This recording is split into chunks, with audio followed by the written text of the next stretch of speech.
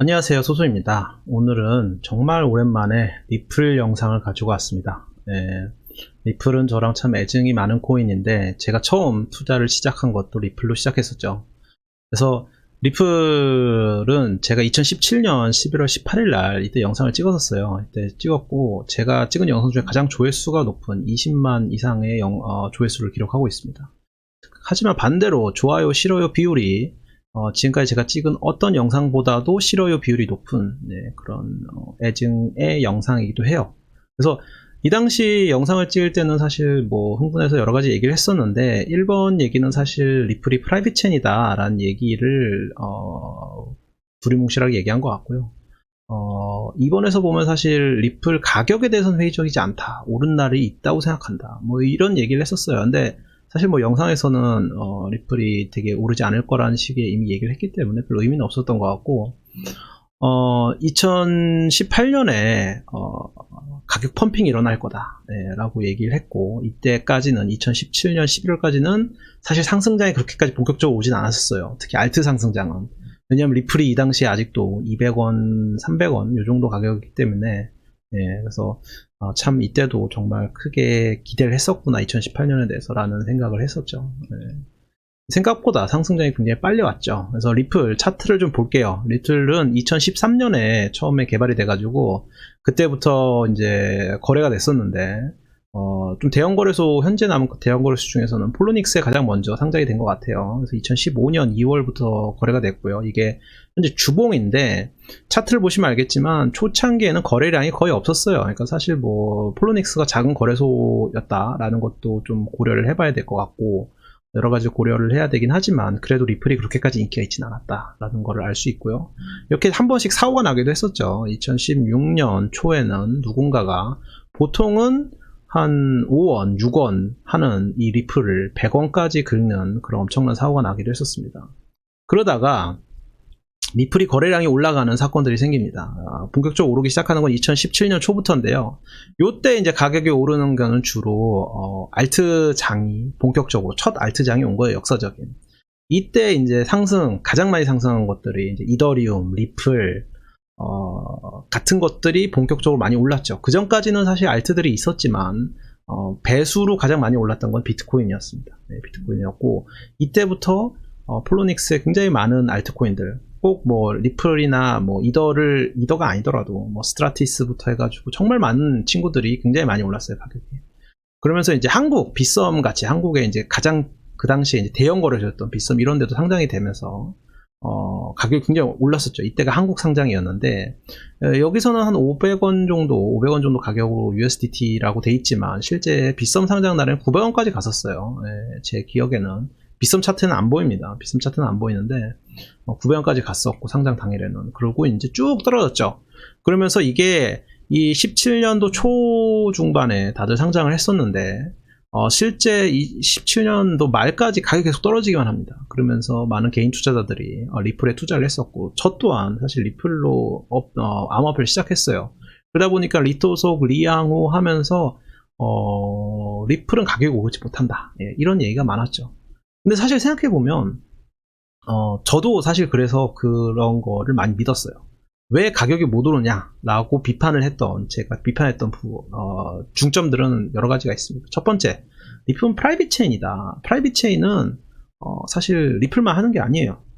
리플 말고 프라이빗 체인 굉장히 유명하게 하는 곳들, 뭐 V체인, V체인 굉장히 큰 프라이빗 체인 회사입니다. 한국에서는 코인플러그, 그 다음에 블로코, 이런 곳들이 굉장히 큰 프라이빗 체인 하는 곳들이에요. 미국엔 또 따로 있을 거고요. 근데 그 곳들이 어떻게 보면 퍼블릭 체인을 내긴 냈지만 프라이빗 체인으로 낸 게 아니고 새로 네트워크를 만들어 가지고 자기네 프라이빗 체인에서 축적된 기술력을 바탕으로 우리가 새로 퍼블릭 체인을 만들겠다. 그래서 V체인도 나왔고, 코인플러그는 메타디움을 냈고, 블로코는 아르고를 내고, 뭐 이런 식으로 기존의 블록체인 프라이빗 체인 사업을 하던 곳들이 있습니다. 리플랩스는 굉장히 특이하게도 프라이빗 체인을 그대로 운영을 사실 하고 있어요. 그러니까 리플은 2017년 제가 영상을 찍을 때까지만 하더라도, 11월까지만 하더라도 리플은 노드가 8개였습니다. 8개는 그리고 전부 다 리플랩스사에서 운영을 했어요. 그 말은 뭐냐? 사실상 프라이빗 체인이라는 거예요. 프라이빗 체인인데 도대체 이게 왜 퍼블릭 토큰을 파는지 모르겠다. 아직도 사실 저는 이해는 잘 안 가요. 왜 파는지는. 예. 그러니까 근본 가치가 없다라고 저는 생각을 해요. 기본적으로. 그러니까 리플랩스사가 새로운 스위프트가 되고 새로운 금융 결제, 전자 결제, 새로운 패러다임을 열겠다. 열 수 있을 것 같아요. 가능성이 있을 수는 있을 것 같아요. 예, 분명 가능성이 있다고 생각하고 스위프트를 대체할 가능성도 있다고 생각합니다. 근데 그게 왜 리플 가격에 올려야 되는 거지? 리플 가격이 오를 이유가 있나? 리플랩스사 주식이 오르는 거 아닌가? 이게 사실 제가 갖고 있던 리플을 투자하고 나서 공부를 하잖아요. 저희는 기본적으로 투자하고 나서 공부를 하는데, 투자하고 나서 제가 공부하면서 이게 말이 안 되는데 하면서 이제 그 당시에 익절, 손절 얼만큼 벌었는지도 잘 모르겠어. 근데 약간 이랬던 것 같아요. 그래서 리플사를 그만두게 된 이유죠. 리플을 사는 걸 그만두게 된 이유고, 그 당시만 해도 사실 그런 정보가 별로 없었어요. 그러니까 미국 자료도 사실 별로 없었고, 리플랩사의 백서 이거는 굉장히 부실했고요. 내용이 굉장히 많이 빠져 있었습니다. 그때 이후에 지금은 굉장히 많이 오픈이 됐죠. 그리고 노드도 사실 8개에서 현재는 55개로 늘어났어요. 그래서 리플랩스는 프라이빗 체인으로 출발해서 점점 더 퍼블릭화하고 있다 정도로 이젠 얘기할 수 있을 것 같고요. 하지만 55개의 대부분의 노드들은 아직도 리플랩스가 운영하고 있어요. 그 외에 약간의 파트너사들이 운영하는데 왜 아직도 리플랩스가 다 거의 다 운영하냐? 이거 간단합니다. 제가 얘기했죠. 리플은 태생이 프라이빗 체인이다. 그 말은 뭐냐? 노드들은 노드를 운영하는데, 노드라는 건 사실 서버예요. 서버를 운영하는 데 있어서 비용이 발생합니다. 저희도 홈페이지를, 여러분 홈페이지 옛날에 만들어 보셨을지 모르겠지만 홈페이지 운영하면 서버비가 발생합니다. 돈을 내야 돼요. 돈을 내야 되는데 그 돈은 내가 낼 거면 수익이 나야 되잖아. 그럼 홈페이지에 수익이 나야 돼요. 홈페이지 수익이라는 건 광고 수익일 수도 있고요. 물건을 팔면 물건 파는 마진일 수도 있고, 그런 수익이 나야 되는데 그 수익이 노드에서는 원래 채굴비예요. 그러니까 비트코인이나 이더리움 생각해보세요. 비트코인이나 이더리움은 채굴자들이 존재합니다. 그 사람들은 왜 채굴을 해요? 이득이 되니까. 근데 그 사람들이 개개인이 나눠서 채굴하는 행위 자체가 이 노드의 안전성, 이 네트워크, 블록체인의 안전성을 높여주고 그다음에 보안을 올려주는 역할을 해주는 거예요. 그래서 서로 윈윈인 관계인 거죠. 근데 리플사는 노드들이 보상이 있어요? 보상이 없죠. 물론 전송 때 리플을 전송할 때마다 소액의 리플이 소비됩니다만 그거는 삭제가 되는 거지. 채굴자들한테 수익으로 가지 않아요. 비트나 이더는 다르죠. 채굴자들한테 수익도 가고, 그리고 새로 발행이 되죠. 하지만 리플랩스사의 리플은 그러니까 발행량이 처음에 고정돼 있고 거기서 발행량이 줄어드는, 그리고 단순히 유통량을 중앙에서 조절하는 그런 구조로 되어 있어요. 그러니까 사실상 리플은 블록체인이지만 프라이빗 체인에 더 가깝다라고 보면 될 것 같아요. 그 프라이빗 체인이 많은 도전을 받고 많은 비판을 받다 보니 퍼블릭화 하려고 노력 중이다 정도가 사실 리플에 지금 맞는 얘기인 것 같고요. 이거에 대해서는 대부분의 분들이 얘기를 할 수 있어, 동의를 할 것 같아요. 그러면 왜 이 파트너사들은 왜 그러면 리플의 노드를 왜 운영해 주는 거냐? 지금 당신이 얘기했듯이 리플 노드는 수익이 없지 않느냐? 그거에 대해서는 좋은 예가 나와 있죠. 제일 유명한 게 머니그램과의 사실 파트너십이 굉장히 컸어요. 머니그램 사실 굉장히 큰 회사입니다. 머니그램이랑 파트너십이고, 머니그램이 실제 노드를 운영하지는 않는 것 같아요. 하는지 안 하는지는 발표는 안 했어요. 근데 왜 파트너십을 해주는 거냐? 되게 웃긴 게 파트너십을 했는데 머니그램이 리플랩스의 기술을 쓰는 것도 아니고요. 리플사를 쓰지 않아요. 전속에. 머니그램은 사실 해외 송금업체인데, 해외 소액 송금업체인데 얘는 비자 거 써요. 비자 거 쓰고 리플 거 쓰지 않아요. 하지만 얘네 분기 실적을 보면 리플을 엄청나게 많이 받습니다. 엄청나게 많이 받았어요. 이 파트너사인 이유로. 이 리플 받았고요. 이것을 시장 개발 수수료 명목으로 리플을 받았다라고 밝혔어요. 그러니까 사실 리플랩스사가 자기네 리플을 파트너사들한테 퍼줘서 노드를 운영하는 거 아니냐라고 저희가 의심을 해볼 수 있죠. 요 정도 알 수 있을 것 같습니다. 그래서 이때까지 이런 이유들을 근거로 제가 사실 리플을 굉장히 비판을 했어요. 영상에서 2017년에. 그리고 그 비판에 대한 확신은 아직도 똑같습니다. 아직 똑같아요. 하지만 제가 예상하지 못한 게 있죠. 제가 분석가로서 부족했던 것들, 부족했던 면이 분명히 있었습니다. 그건 무엇이었냐? 제가 영상 시작할 때 뭐라고 했죠? 리플을 가지고 첫 암호화폐 매매를 했다. 나 자신도. 예, 저 또한 리플을 처음 샀어요. 비트를 맨 처음 산 게 아니야. 리플부터 사게 된 거야. 근데 지금 생각해보면 왜 그랬을까? 왜 그랬을까요? 여러 가지 이유가 있죠. 리플이 거래량도 많고, 리플이 가격도 싸고, 여러분들이 대부분 사실 이 암호화폐 거래하는 분들은 주식을 좀이라도 해보게 되는데, 주식도 해보면 개미들이 비싼 주식 사나요? 싼 주식 사나요? 가격이 싸야 싸게 되죠. 사실 암호화폐는 나눠서 살 수 있는데도 저도 모르게 싼 걸 삽니다. 심리적으로. 그러면 2017년 말에 무슨 일이 일어났었어요? 2017년 말에 비트코인이 엄청나게 오르면서 전 국민이 혹은 전 세계에서 많은 곳들이 암호화폐에 대한 관심을 갖게 됐습니다. 개인 투자적 측면으로. 그럼 그 사람들이 들어와서 대표적으로 한국에서 들어와서, 한국이 사실 리플을 제일 많이 샀어요. 이때 들어와서 뭘부터 했냐?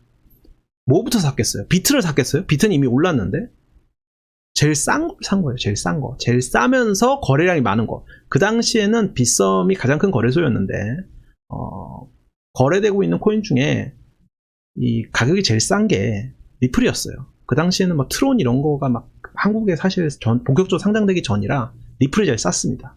그러면 새로 유입된 이 새로운 신규 자금이 어디에 몰렸냐? 리플에 몰렸습니다. 리플에 몰려서 정말 아이러니하게 제가 영상을 찍고 나서 한 달 뒤에 리플의 가격이 엄청나게 올랐죠. 이게 어디까지 올랐나? 4,500원까지 올랐습니다. 한국에서는. 근데 프리미엄도 있었죠. 4,500원까지 올라서 이때 많은 사람들이 그랬어요. 리플 신봉자들. 리플은 만원까지 갈 거야. 만원까지 갈 테니까 꽉 잡아라. 지금 사도 2배 간다. 이런 얘기가 인터넷에 굉장히 많았어요. 굉장히 많았고, 이 200원, 300원대 매집했던 분들이 4,500원대에 과연 잘 탈출했는지 잘 모르겠어요. 제가 아는 분들은 대부분 그냥 홀딩했어요. 그러니까 요 200원대 사서 4,500원대도 홀딩하고, 떨어질 때도 계속 홀딩하고, 지금도 홀딩하고 있어요. 이유는 뭐냐? 나는 리플이 크게 될 거라고 믿어서 산 거지, 단기 차익을 보려고 투자한 게 아니야. 이게 사실은 이유예요. 그리고 사실 리플에 대한 강력한 믿음이 있다면, 가치 투자라고 장기 투자를 했던 분들이라면 이렇게 상승장 때 대부분 못 팔았을 거라고 생각해요. 예, 팔기가 쉽진 않았을 테니까. 사실 저도 못 팔았어요. 저는 뭐 리플 들고 있지 않았지만 뭐 이더리움이라든가 비트코인 같은 것들 못 팔았어요. 지금도 그냥 들고 있어요. 왜냐? 시장이 더 커질 거라고 생각하고, 2017년의 광기라고 좀 얘기하죠. 이 광기는 나중 보면 그냥 다시 저점일 거다. 네, 그때 고점도 저점이 언젠간 될 거야. 이렇게 생각하면서 들고 있는 건데, 저 같은 사람들은 리플에 대한 신뢰가 없죠. 그럼 제가 만약 리플을 200원에 사서 계속 들고 있었다면, 물론 신뢰가 없으니까 처음부터 안 샀지. 그러니까 단기 차익만으로 생각했으면, 단타로만 생각했으면 리플은 사기가 나쁘지는 않을 수도 있었다. 단기적으로. 근데 장기적으로는 요즘도 굉장히 많은 비판을 받습니다. 제가 했던 부분들 때문에 굉장히 많은 비판을 받고요. 최근에 이 기사가 사실은 화제가 됐어요. 리플사는 돈 버는 게 없지 않느냐. 네, 없지 않느냐. 실제 브래드 갈링하우스가 리플사의 현재 대표입니다. 대표인데, CEO인데, 이 사람이 뭐라고 얘기했냐면, 리플을 팔지 않으면 그걸로 수익이 줄어든다. 리플랩사에. 결국 팔아서 수익을 우리 내고 있다라고 얘기하는 거예요. 이게 우리 수익 원천이다. 물론 다른 걸로도 뭐 벌긴 벌겠죠. 파트너십들한테도 좀 받긴 하겠지만, 다른 부분으로 어떻게 얼마나 버는지에 대해서는 답변을 하지 안 하고 있어요. 그 외에 버는 금액보다는 저희가 추론을 하자면 리플을 팔아서 버는 돈이 크겠다. 그리고 사실 리플랩스사가 시장에 파는 건지 파트너사들한테 파는 건지 모르겠지만, 파는 금액, 이게 수익에 있어서, 리플랩스사의 수익에 있어서 굉장히 큰 자산이죠. 그래서 리플랩스사가 현재 1조 원이 넘는 시장 가치를 인정받고 있는 거고요. 자, 그리고 리플의 단점은 이것뿐만이 아닙니다. 이 리플에는 2명의 공동 창업자가 있습니다. 그중 CTO 역할을 했던 제드 맥컬럽이라는 사람이 있는데요. 이 사람이 리플을 95억 개를 받았었어요. 그때 계약에 따르면 95억 개를 1000억 개 중에 95억 개를 할당 받았어요. 리플은 총 1000억 개, 사전 채굴된 게 아니죠. 총 1000억 개를 발행했는데 그중 95억 개, 거의 10%에 가까운 9.5% 전체 코인의 9.5%를 받았어요. 이 사람이 전체 코인의 9.5%를 받았는데 이거를 원래 리플랩스를 싸우면서 나갔어요. 싸우면서 나갔는데 원래는 자기가 다 팔겠다고 했어. 나 시장에 다 팔 거야. 근데 가격이 엄청나게 떨어졌죠. 이 얘기를 하니까. 그래서 리플랩스사가 부랴부랴 만나가지고 야 그러지 마라. 우리도 우리랑 빠이빠이 했지만 너 새로 스텔라 룸에 만든 건 알지만 우리도 잘 해야지 해가지고 협의를 했어요. 협의를 해가지고 에스크로로 잠궈서 락업을 계속 두겠다. 얘가 코인을 많이 받지만 이거를 우리가 계속 단계적으로 풀어주겠다라고 해서 가격이 어느 정도 복구가 됐었고 그 당시에. 근데 지금까지 10억 개 정도 팔았습니다. 10억 개 정도 팔았고요. 10억 개 이상, 그리고 최소한 47억 개 이상을 아직도 들고 있을 거다. 5% 정도는 들고 있을 거다. 그리고 지금까지 매도에서 벌어진 수익은 1억 3,500만 달러인데 이건 대충 한 1,600억 정도 됩니다. 그러니까 어떻게 보면 1,600억 정도를 리플 코인, 본인이 이제 회사 설립 같이 했지만 중간에 나왔는데 1,600억 정도 챙긴 거죠. 굉장히 성공적으로 엑시트를 한 거고, 어떻게 보면 리플을 산 분들이 이 제드 맥클럽이 판 코인을 여러분들이 사준 거기도 해요. 그리고 사실 제드 맥클럽만 파는 건 아니고 리플랩스사에서는 많은 사람들이 팔고 있죠. 이렇게 보면 될 것 같고요. 이게 제가 얘기하는 리플의 어떻게 보면 단점들이에요. 그러니까 단기적으로 접근을 하겠다. 리플은 상승장이 오면 같이 오를 거야. 저도 오를 거라 생각해요. 이렇게 미래에는 상승장이 오면 어떻게 보면 리플은 3,000원, 4,000원, 5,000원 다시 갈 수 있을 수도 있다고 봐요. 불가능하지는 않다고 봅니다. 하지만 장기적으로 영원히 들고 있겠다. 저는 그렇게 똑똑한 생각은 아니라고 생각해요. 왜냐? 리플은 총 1,000억 개가 발행이 됐었습니다. 2013년에 총 1,000억 개가 발행이 됐고, 그 다음에 에스크로, 이 중에, 근데 1,000억 개 중에 60% 정도를 리플랩스사, 혹은 리플랩스사 관계자들, 그런 사람들이 대부분 갖고 있고요.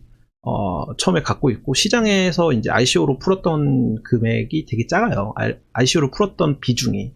그러다 보니, 가격 통제를 하는 게 리플랩스 본사가 하는데 굉장히 강력하죠.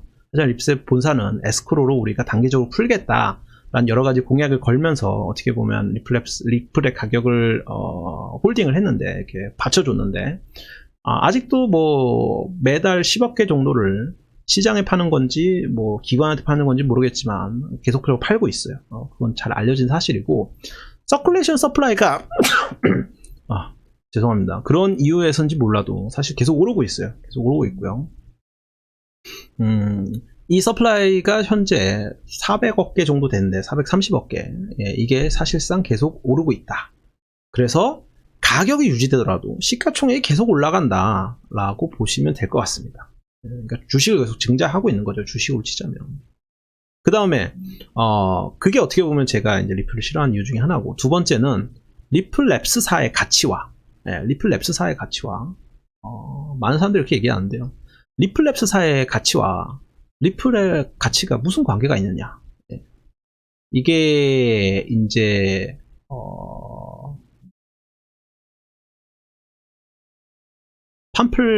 팜플리아노라는 이 모건 크레이 캐피털의 공동 창업자인데요. 너무 잘 알려진 얘기를 했는데, 비트코인을 굉장히 많이 들고 있어요. 비트코인은 많이 사는데, 리플은 포인트가 될 만한 밸류가 없다. 리플 토큰이랑 리플랩스사는 다른 투자인 거다. 그래서 리플랩스사에는 나는 투자를 하는 것도 괜찮을 수 있을 것 같지만, 리플은 투기 외의 가치 창출은 없어 보인다. 라는 게 이제 어떻게 보면 이야기고, 이게 시장에서의 반응이에요. 이게 사실 2017년에서도 사실은 미국 시장에서는 이렇게 생각했었어. 하지만 가격이 오르는 거는 예상할 수 없었죠. 그렇습니다. 그런 걸 보자면 리플은 아직까지도 투자자들에게 리플 자체의 가치를 어필을 제대로 못한 것 같아요. 특히 영어권들 혹은 이거에 대해서 빠삭한 사람들은, 저를 포함해서 많은 사람들이 리플을 왜 사는지 잘 모르겠다, 나는 살 생각이 없다, 라고 공공연하게 항상 말하고 다닙니다. 하지만 그래도 어떻게 보면 일반 대중들, 개인 투자자들은 아직도 리플을 사고 있기 때문에 리플랩스사가 어떻게 보면 마케팅이라든가 그 시장에서의 희망을 주는 메시지를 일반 개인들한테는, 개인 투자자한테 잘 주고 있는 거 아닌가 하는 생각도 들어요. 그래서 리플도 사실 여러 가지, 지금까지 나쁜 얘기를 했으니까 좀 좋은 얘기를 하자면, 리플도 여러 가지 좋은 걸 하려고 하죠. 예를 들면 이번에 리플의 이제 새로운 CTO죠. 바뀐 CTO인데 데이비드 슈워츠인데, 이 아저씨가 했던 얘기는 리플은 사실 스마트 컨트랙트가 거의 없어요. 뭐 있긴 있는데 뭐 거의 멍텅구리야. 거의 기능이 없어요. 그래서 속도가 빠른 이유가 이더리움보다 속도가 빠르다. 그래서 리플이 좋다. 이렇게 얘기를 하는데 기능을 많이 삭제했으니까 여러분도 느끼잖아요. 컴퓨터에 처음에 이제 포맷 해가지고 아무것도 안 깔리면 컴퓨터가 얼마나 빨라요. 부팅 엄청나게 빠르잖아요. 근데 그거를 계속 깔아봐요. 막 프로그램들을 수백 개, 수천 개를 계속 깔으면 컴퓨터가 빠른가요? 점점 느려지죠. 그것처럼 기능이 많을수록 원래 느립니다. 이더리움이 느린 거는 한 가지 기능 때문이고, 하나는 노드가 숫자가 많고 분산화되어 있기 때문에 사실은 느린 건데, 리플랩스사처럼 프라이빗 체인으로 하면 속도를 올리는 게 그렇게 기술적으로는 어렵진 않아요. 물론 2014년에는 2013년 처음 개발할 땐 다른 얘기였지만 지금으로서는 그게 똑같이 만드는 거는 기술적으로 어렵지 않다. 근데 리플도 이제 가만히 있지 않죠. 그래서 스마트 컨트랙트를 붙인 건지 어떻게 한 건지 잘 모르겠어요. 본인들도 안 밝혀서. 그렇지만 스테이블 코인 같이 자산과 연동된 토큰을 발행할 수 있게 준비 중이다. 그러니까 토큰을 발행할 수 있냐 없냐가 사실 스마트 컨트랙트의 기능 중 하나예요. 물론 모든 기능은 아니지만 토큰도 스마트 컨트랙트 베이스로 발행이 되기 때문에 그래서 스텔라 룸에는 이게 가능하죠. 스텔라 룸에는 나와서 새로 만든 거기 때문에. 근데 이것들을 리플에서 업그레이드 해가지고 리플에다가 이걸 하겠다. 이제 새로운 야심을 보여주고 있고요. 이게 되면 사실 리플에 어떤 새로운 가치가 생길 수도 있겠죠. 왜냐하면 이 스테이블 코인들, 이게 뭐 스테이블 코인일 수도 있고, 뭐 부동산 코인일 수도 있고, 뭔지는 모르겠지만, 이런 새로운 코인들을 모집하기 위해서 리플로 ICO를 한 거거나, 아니면 그런 코인들이 트랜잭션을 일으키면, 그런 트랜잭션을 일으키면 그 수수료 리플에 그런 트랜잭션이 굉장히 많아서 이 수수료 리플이 굉장히 많이 줄어들거나 뭐 이런 가능성, 물론 가능성이 있다는 거지 무조건 가능하다 이런 얘기는 아니고요. 가능성 같은 게 생길 수 있겠죠. 그리고 두 번째 호재, 제가 보기에는 리플은 어쨌든 IPO를 하려고 합니다.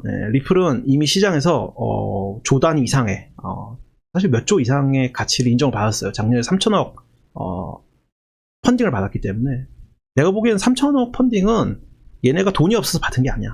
얘는 돈이 진짜 많아요. 돈이 많지만 IPO를 하기 위해서는 시장에서 누군가가 밸류를 한번 찍어줘야 돼요. 밸류를 찍어야 우리가 이걸로 IPO를 하겠다. 이렇게 이제 그림이 그려지는데 그때 이제 IPO를 푸시할 수 있는 그런 도움이 될 만한 VC들을 어떻게 보면 집어넣은 거 아니냐. 그래서 그때 좀 유명 VC들이 많이 들어왔죠. 그래서 그 VC들이 엑시트 해야 될 거 아니야. 엑시트 하려면 상장시켜야죠. 상장을 시키려면 IPO를 할 거고, 이 IPO가 정말 해가서 리플랩스사가 이름이 이제 나스닥에 딱 걸렸어. 이제 그러면 이제 막 개미들은 리플을 막 사는 거죠. 이게 시나리오예요. 이게 시나리오예요. 근데 뭐 여기에 대해서 사람들이 뭐 리플이랑 리플랩스랑 관계 없는데 내가 뭐하러 사? 이렇게 생각하면 안 올라가겠죠. 근데 이게 이제 상승 재료, 떡밥이 될 거다. 이제 단기적으로 리플이 이제 이런 호재들이 있다. 이런 호재들로 올라갈 거라 생각하는 사람도 있고, 저는 그래도 리플을 사진 않을 거예요. 그래서 여러분들이 리플 투자를 하거나 안 하는 건 여러분들 마음인데, 리플 투자하기 앞서서 혹은 이미 투자했다면 리플의 구조, 누가 운영하고 있고 어떤 구조이고 왜 리플이 유독 욕을 먹는지, 시가총액이 되게 높음에도 불구하고 이더리움이라든가 다른 코인들에 비해서, 비트코인에 비해서 계속 욕을 먹는 이유, 이런 것들을 좀 이해를 하시라고 정리를 해봤고요. 좀 투자에 있어서 도움이 되시기를 바랍니다. 아무튼 이 시장에서는 어떤 거를 예측한다는 건 정말 멍청한 일인 것 같아요. 이게 절대 오르지 않는다? 당연히 오를 수 있어요. 이게 절대 떨어지지 않는다? 거기가 지하실이 굉장히 많이 있을 수 있습니다. 그렇기 때문에 시장이 어떻게 가는지는 저도 모르겠고요. 여러분도 본인 판단하에 투자를 하시기를 바랍니다. 그러면 오늘은 여기까지 하겠습니다. 빠이빠이.